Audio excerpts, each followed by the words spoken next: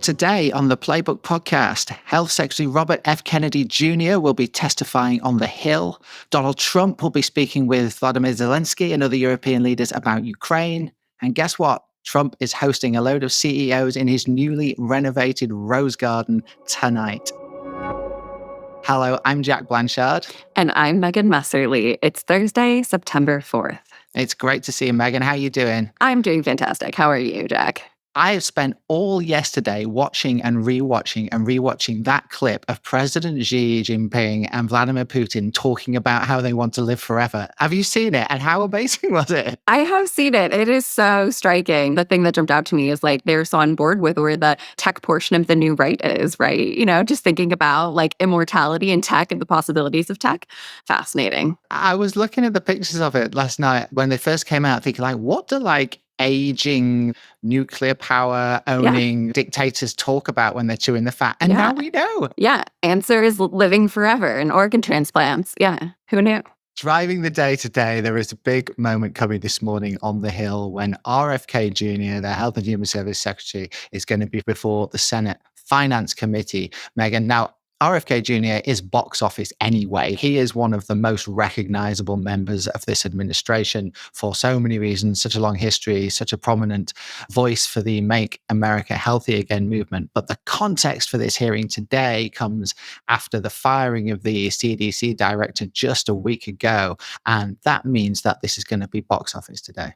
It really is. I mean, this is such a hot button issue. We had not only the firing of CDC Director Susan Menarez, but the departures of several other high-profile CDC members that's raising a lot of questions about the future of the CDC and whether they have the brain trust they need to perform many of the key functions that the CDC performs, like overseeing the nation's public health. The message, of course, that we've heard from President Trump and Secretary Kennedy is that the CDC is in good form. No one should be worried. But obviously, this firing is just raising a lot of questions about the direction that HHS and the CDC are headed in, and a lot of questions that Secretary Kennedy is going to have to answer today.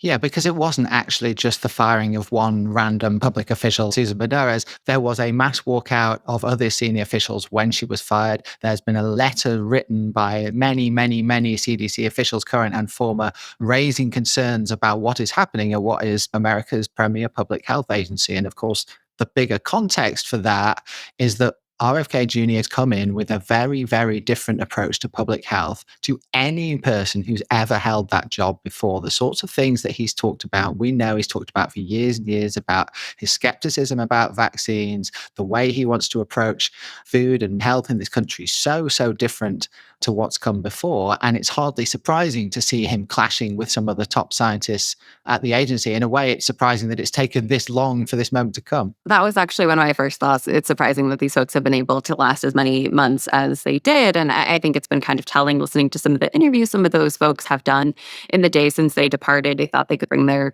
scientific know-how and work with Secretary Kennedy on some of these issues.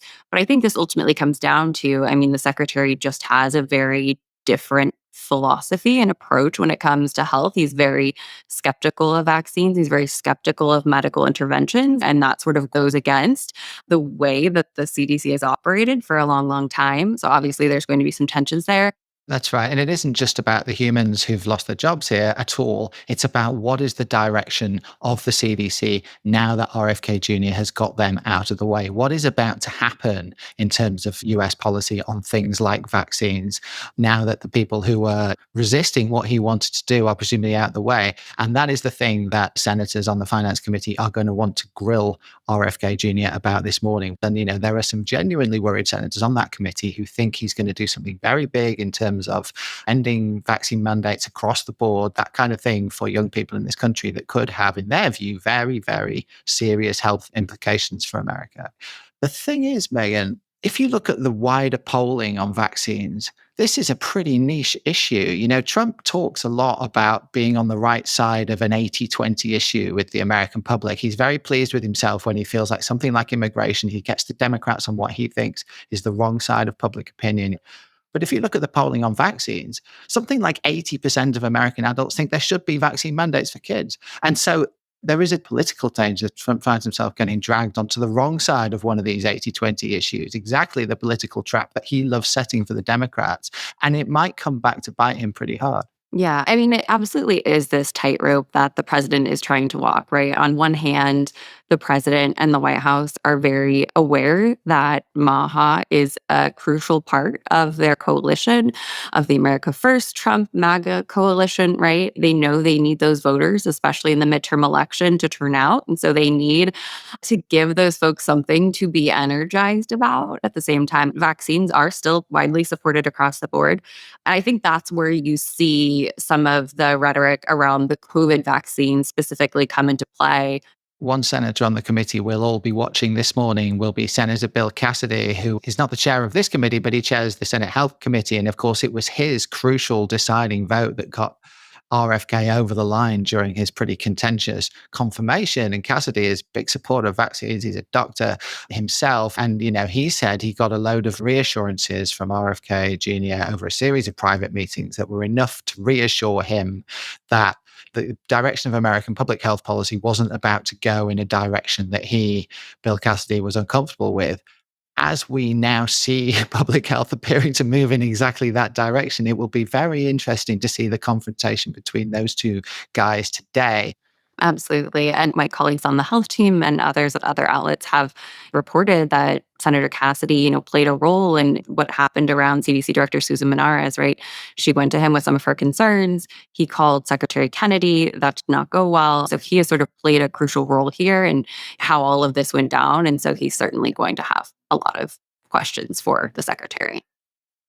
All right. It's not the only big hearing happening on the Hill today. We should just mention briefly that over at the Senate Banking Committee, bear with me here, a different committee, but this is really important because we have Stephen Myron, who is the Trump pick for Federal Reserve Governor, has his confirmation hearing as well this morning. And that's a big deal because, of course, Trump tried to fire one of the other Federal Reserve governors just last week, trying to assert his control over the once independent, currently still independent Fed.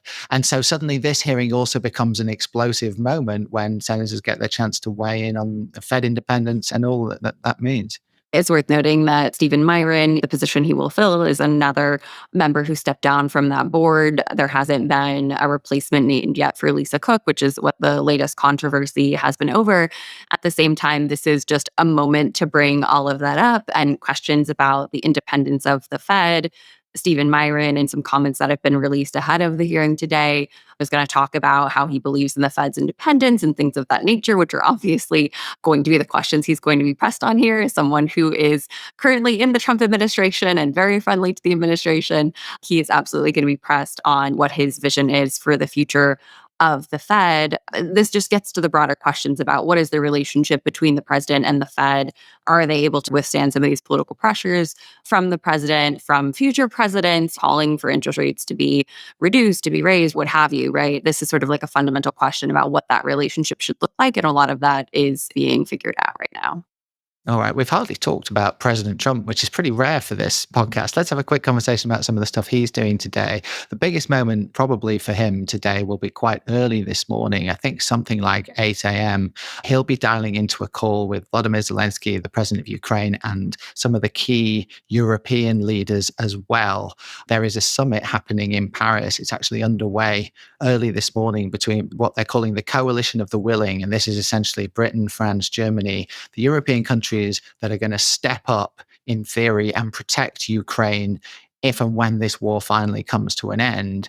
Donald Trump has offered them assurances that the US will be involved in that effort, albeit without boots on the ground. We're expecting maybe air support from the US or something like that. And so there's a pretty important telephone conversation coming today when Trump will dial in at the end of this summit and, well, the Europeans hope, voice his support for what it is they're trying to do. And it feels to me, Megan, like they've got him pretty much where they wanted to get him on this issue after many months of maneuvering. They really have. I mean, I think it's been incredible in some ways to sort of see the turnaround in the relationship between the president and folks in Europe. You just think about where things were at during Trump 1.0 and where they were even at the beginning of this term. I mean, from that Oval Office meeting with President Right. Zelensky and thinking about the president's longstanding complaints about NATO.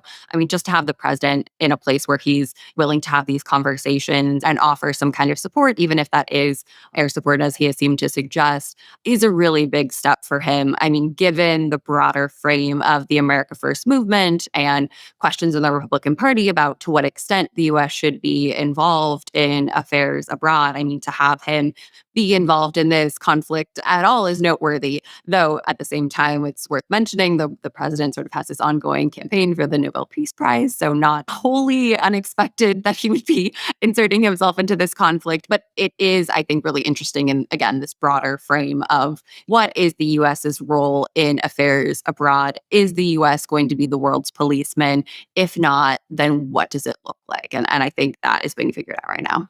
Totally. Worth noting as well that on August the 21st, Donald Trump said that we will know within 2 weeks whether there will be peace in Ukraine.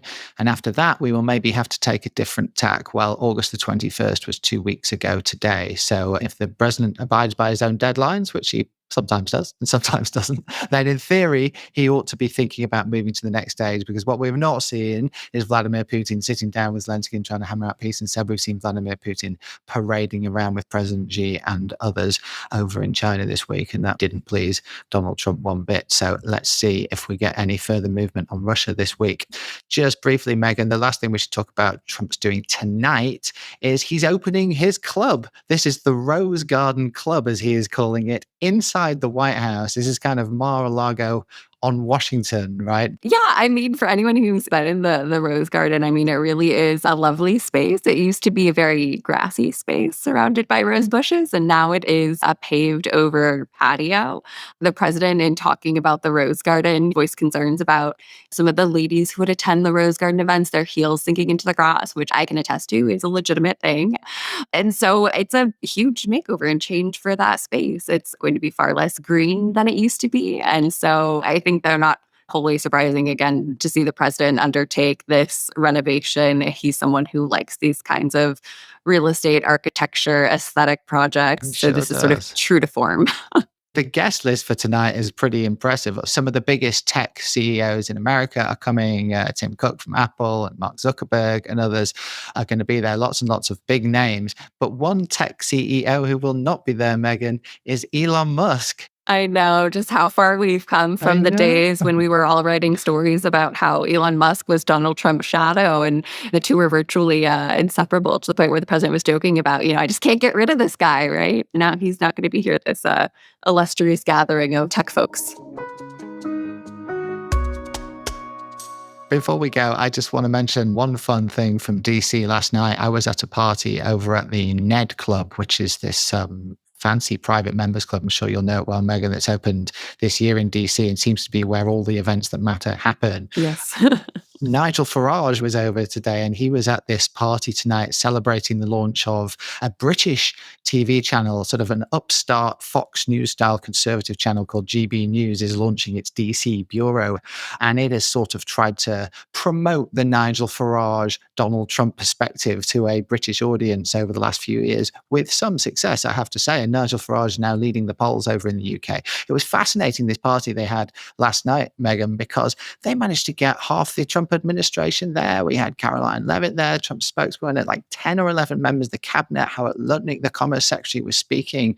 A launch event for essentially a small British cable news channel. But it was really interesting to see them all really getting behind this. And they obviously see the synergy between what Farage is trying to do in the UK and the MAGA movement here. They really are thick as thieves. And I think they're hoping that Farage can do in Britain what Trump has done here. Absolutely. I mean, I think that's one of the themes we've seen from this administration is, yes, it's about America and America first, but in terms of conservatism and the new right and some of the philosophies and ideas that this movement has brought together, there is a lot of overlap with some of these movements happening abroad, whether that's in the UK, elsewhere in Europe. And folks in the MAGA coalition in Trump world have expressed a willingness to help those folks in other countries replicate what has happened in the US. So, in some ways, not too surprising that we're seeing a lot of folks in the administration come out in support of this. If you have fun spotteds that you've seen around DC or tips or birthdays for our Playbook Talk of the Town section, do email them in to playbook@politico.com. Megan, thank you so much for joining us again this morning. That's all we've got time for today's show. We've got loads more news and analysis in today's Playbook newsletter, which as always you can find at politico.com/playbook. And we shall be back tomorrow. Have a great Thursday.